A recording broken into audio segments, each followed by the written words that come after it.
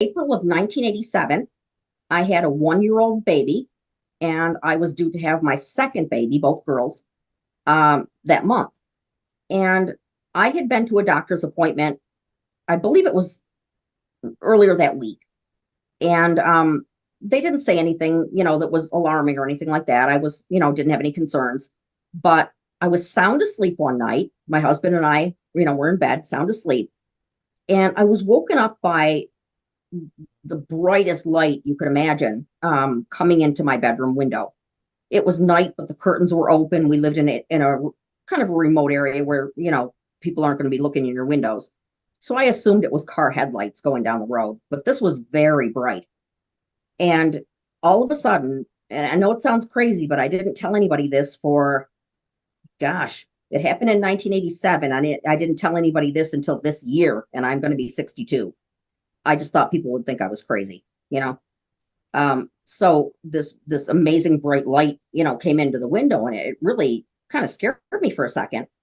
And then these three beings that looked like praying mantises, only big, much bigger than me, maybe 7 feet tall, if I had to guess, just floated through the window. They didn't move their feet. They just floated as if they were on what do you call it, those moving sidewalks, and just floated right in the window and stood at the base of, at the end of my bed. And I don't think I've ever been so terrified in my life as seeing them. I figured they were there to hurt me. And I tried to scream, and no sound would come out. I was trying my hardest to scream. I was trying to wake my husband up, and I was just terrified out of my mind. And they told me that they did something to make me not make any sound. They said he would not wake up until they were gone, that, they stopped me from making any noise. Go ahead and try to scream, but it's not going to work. So you might as well calm down. They assured me that they were not there to hurt me, but I didn't believe them, of course. I figured, if these things are in my room, they're here to hurt me. I didn't know really anything about, ETs or anything back then. I didn't have a real interest in this. So, it was pretty shocking. So they told me they were there to help me. And I was pretty much paralyzed. I remember trying to back up.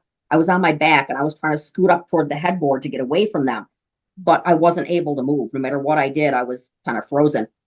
And now when they're talking to me, this is all telepathically. They didn't speak.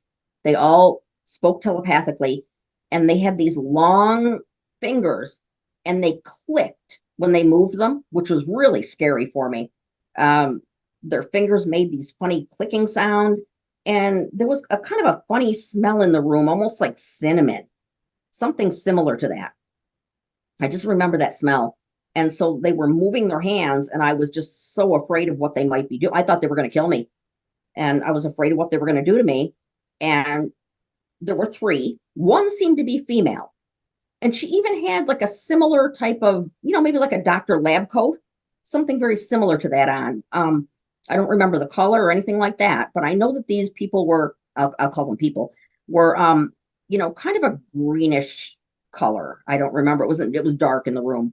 But they seemed to be kind of a darkish green, maybe color. And the one that seemed female, she was just a little bit shorter than the other two, and she was in the front.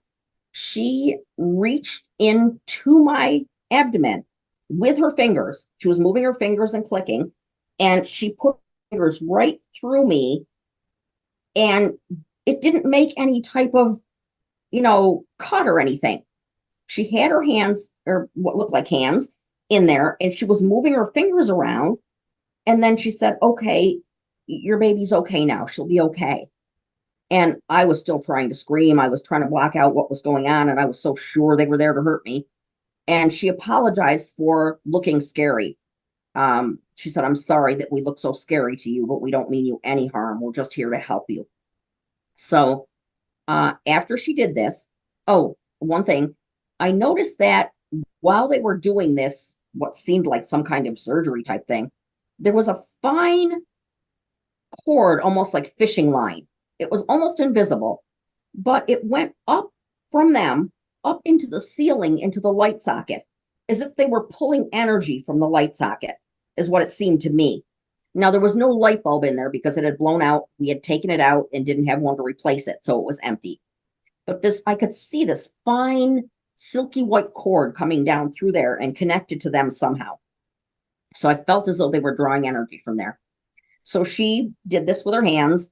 She assured me everything would be fine with the baby. And I never thought there was a problem anyway. So I didn't really understand. But I was so afraid to ask them what they were doing. I just kept trying to scream. So when they were done, she said the baby, was going to be fine. And then somehow pulled this cord from the light socket.